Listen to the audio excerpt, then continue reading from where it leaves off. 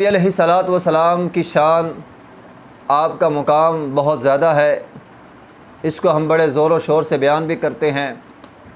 آپ کا کردار، آپ کا اخلاق، اس کو بھی ہم بیان کرتے ہیں، اور اس حوالے سے ایک واقعہ جو ہم بڑھ چڑھ کر سناتے بھی ہیں کہ آپ علیہ الصلوۃ والسلام طائف کی وادی میں گئے، دعوت اسلام دی، توحید کی دعوت دی۔ طائف والوں نے پتھر مارے، پیغمبر علیہ الصلوۃ والسلام لہو لہان ہو گئے۔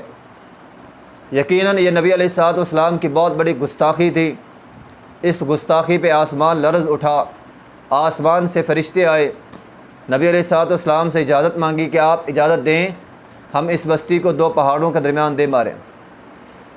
اور یقیناً پیغمبر علیہ الصلوۃ والسلام اگر اجازت دے دیتے تو فرشتوں نے وہ بستی ایک لمحے میں تباہ و برباد کر دینی تھی کہ جنہوں نے پیغمبر علیہ الصلوۃ والسلام کو پتھر مارے۔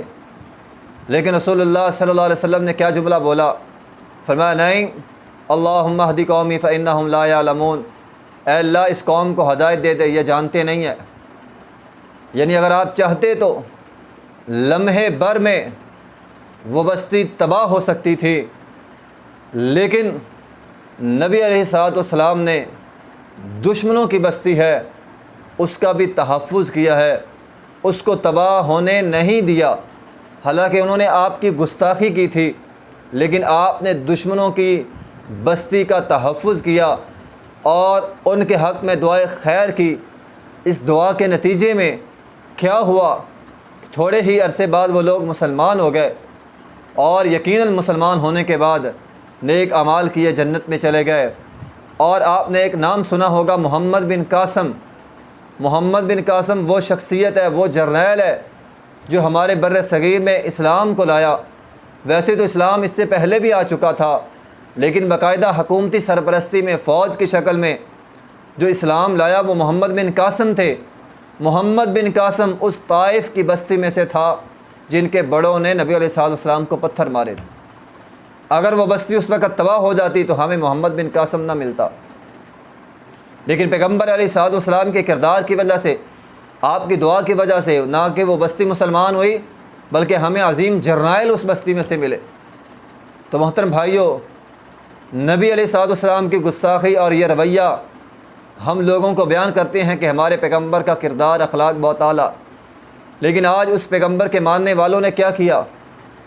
وہاں پیغمبر کی گستاخی ہوئی، یہاں قرآن کی بے ادبی ہوئی، گستاخی ہوئی، اور ہم نے اس گستاخی کی آڑ میں نہ وہاں نبی علیہ الصلوۃ والسلام اگر اجازت دے دیتے دشمنوں کی بستی جل جاتی، لیکن یہاں ہم نے بغیر اجازت کے دشمنوں کی بستیوں کو جلا دیا۔ تو محترم بھائیوں، ہم پیغمبر علیہ الصلوۃ والسلام کی سیرت پر عمل کرنے والے ہیں۔ صرف دعووں تک بات محدود نہیں ہے، بلکہ ہم تو عمل کرنے والی قوم ہے۔ تو عمل یہ ہے کہ پیغمبر علیہ الصلوۃ والسلام نے دعا کی ہے، تو ہمیں چاہیے اگر کوئی غیر مسلم ہمارے پیغمبر کی شان میں، قرآن کی شان میں گستاخی کرتا ہے، تو جس آدمی نے گستاخی کی ہے اس کو تو قانون کے مطابق سزا ملنی چاہیے، لیکن جو باقی غیر مسلم ہے ان تک ہمارا پیغام یہ جانا چاہیے جس طرح ہمارے پیغمبر علیہ الصلوۃ والسلام نے کیا۔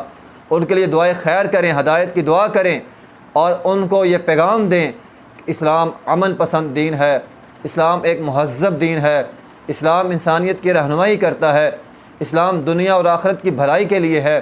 دنیا میں بھی انسان اسلام کی وجہ سے کامیاب ہوگا، اور آخرت میں بھی انسان اسلام کی وجہ سے جو ہے وہ کامیاب ہوگا۔ وآخر دعوانا الحمدللہ رب العالمین۔